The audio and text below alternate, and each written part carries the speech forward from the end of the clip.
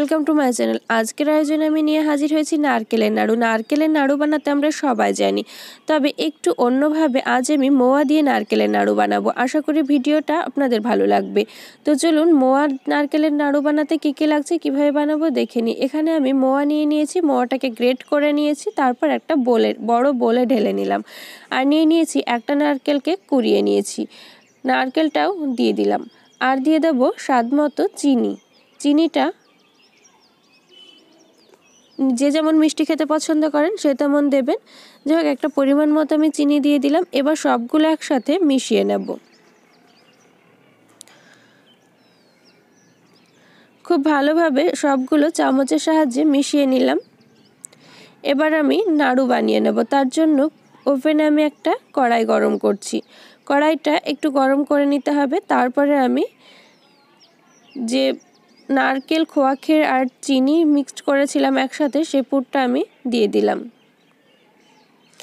এবার খুব ভালোভাবে নাড়াচাড়া করে নেব। নাড়াচাড়া করতে করতে দেখবেন অনেকটা নরম হয়ে যাবে, কিন্তু ঘাবড়ানোর কোনো ব্যাপার নেই। নরম হওয়ার পর আবার একটু খুব ভালোভাবে নাড়াচাড়া করে জাল করে নিতে হবে, তাহলে শক্ত হয়ে যাবে।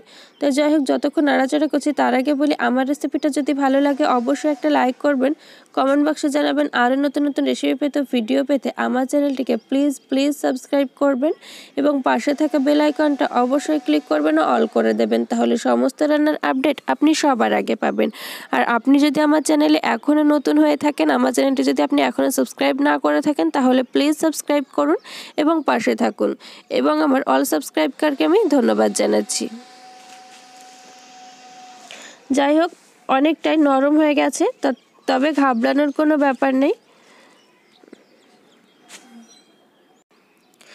আর আমি 2 থেকে 4 মিনিট মতো নাড়াচাড়া করে তারপরে আমি নামিয়ে নেব। অনেকটাই শক্ত হয়ে গেছে, কালারটাও খুব সুন্দর একটা চলে এসেছে কালার। যাই হোক, এইভাবে ভালোভাবে নাড়াচাড়া করে নিতে হবে এবং রান্না করে নিতে হবে পুরোটাই। সব সময় অনবরত কিন্তু নাড়তে থাকতে হবে, না হলে ধরে যাওয়ার সম্ভাবনা থাকবে। দেখুন অনেকটাই ঝরঝরে হয়ে গেছে, মানে নাড়ু যাতে যেভাবে করা যায় সেই পর্যায়ে চলে এসেছে। একটা আঠালো ভাবও আছে। যাই হোক, এবার পুরোটাই হয়ে গেল। আমি নামিয়ে নিয়ে নাড়ু তৈরি করে নেব। নাড়ু তৈরি করে নিয়ে ফিরে আসছি। একটা একটা করে আমি নাড়ু তৈরি করে নিয়েছি। এখানে আমি নাড়ুগুলো একটু সন্দেশের আকার দিয়ে তৈরি করেছি।